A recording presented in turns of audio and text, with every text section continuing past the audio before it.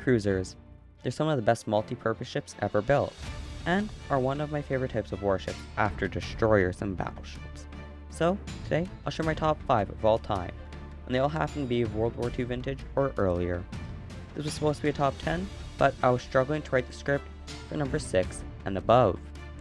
So, I decided to switch it to a top 5. I'll eventually do a top 10 and top 15, but that'll be later when I have more inspiration to work on it. Now, without more delay, here are my top 5 favorite cruisers of all time.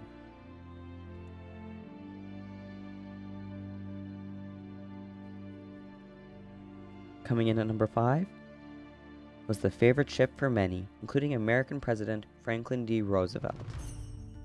She is the Portland-class heavy cruiser USS Indianapolis. She was loved by all except the Japanese who decided to sink her.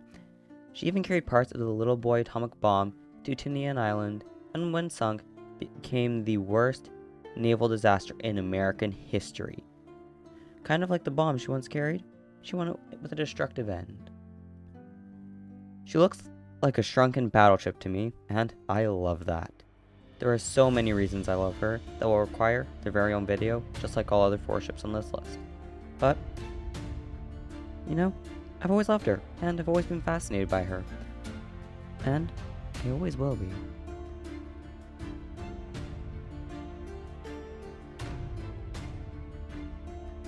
Coming in 4th is the only British ship on this list.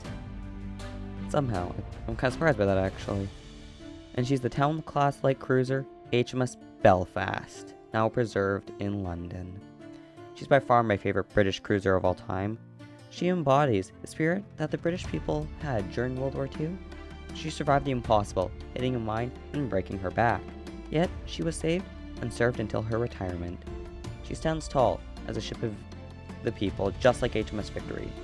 And she serves today as one of the very few British ships from either world wars to be preserved. In fact, there's only been 3. She has charm, and I've always had a soft spot for her. She was so close to being number 3, but fell just short.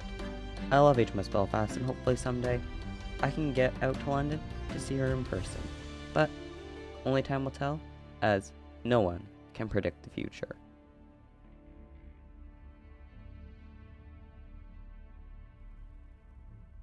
Coming in at number 3, in the middle of the list, is the last American cruiser on this list, and my favorite American cruiser of all time. She's the last of the Des Moines-class heavy cruisers, and the last American heavy cruiser. Although she isn't the last American cruiser, as USS Little Rock is also preserved, but she's a light cruiser. Salem is by far, as I just said, my favorite American cruiser of all time. She stands alone as the only heavy cruiser preserved, but at least she isn't the last cruiser preserved in the world, as there's several, which is something to look forward to at least. Belfast, Salem, and Little Rock stand as the most prominent of the 4 remaining. I love the Des Moines class in general, and Salem is the only one of the 3 left.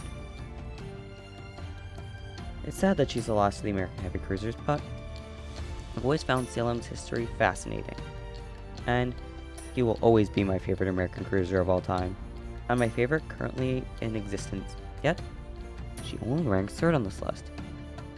There's 2 that don't exist above her. I love the USS Salem, and I always will, and I don't think that will change anytime soon.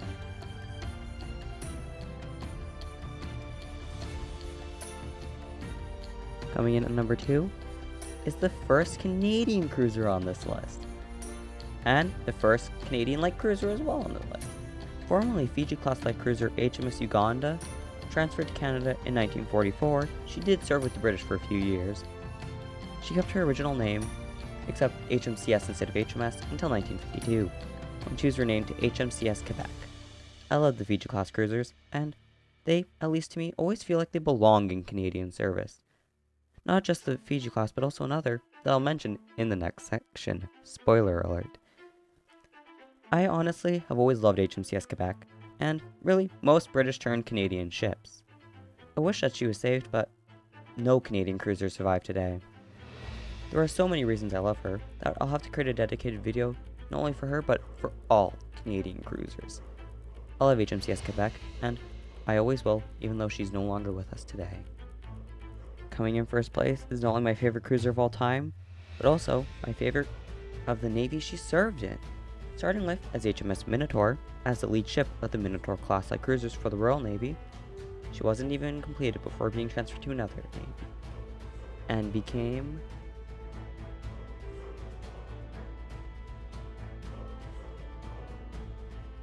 That's right, the top two are both Canadian. HMCS Ontario is by far my favorite cruiser of all time, and one of my favorite warships built by my favorite shipyard, Harland and Wolff in Belfast. She was truly one of, if not the best Canadian cruiser ever, and was one of the last. And even Ontario was scrapped. In fact, she was scrapped in Osaka, Japan, alongside HMCS Quebec.